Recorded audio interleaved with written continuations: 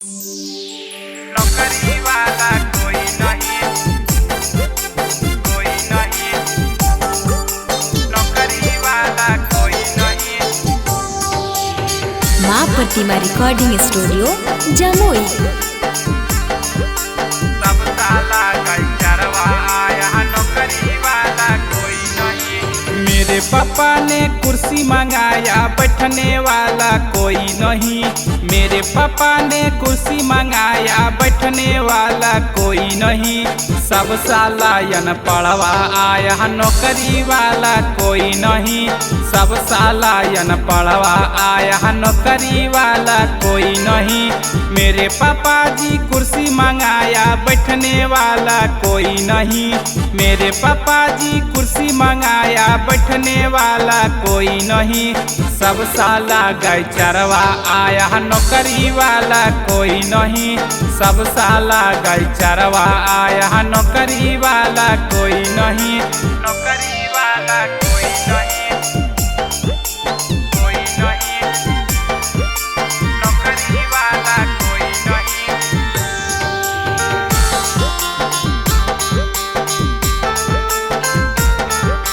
सब साला गाय चरवा आया, नौकरी वाला कोई नहीं। दहेज हवे में दिलियो गाड़ी मारुति आए दूल्हा।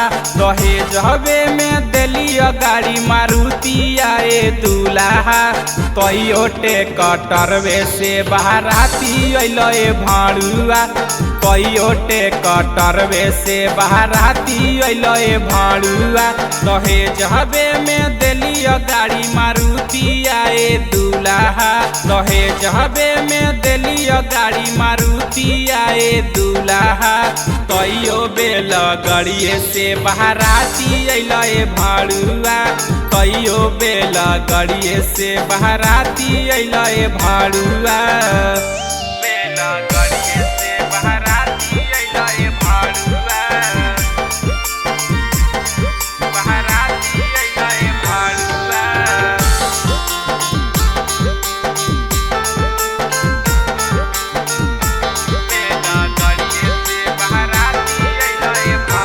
फोनमा करतल फॉर्च्यूनर भेजतियल आधी रात में। फोनमा करतल बेलोरो भेजतियल आधी रात में। अपन बहिनिया के भेज देतल विवेकावा साथ में। अपन बहिनिया के भेज देतल नीतीशवा साथ में। फोनमा करतल फॉर्च्यूनर भेजतियल आधी रात में। फोनमा करतल बेलोरो भेजतियल आधी रात में। अपन बहिनिया के भेज देतल रोहितवा साथ में। अपन बहिनिया के भेज देतल विकासवा साथ में। अपन बहिनिया के भेज देतल विकासवा साथ में। भेज देतल विकासवा साथ में। अपन बहिनिया के भेज देतल विकासवा साथ में। टाड़िया पर के तारिया में लंबे लंबे पोर है। टाड़िया पर के तारिया में लंबे लंबे पोर है। हमें नहीं जानलिए कि बिक्की भड़ुआ चोर है। हमें नहीं जानलिए कि सचिन भड़ुआ चोर है।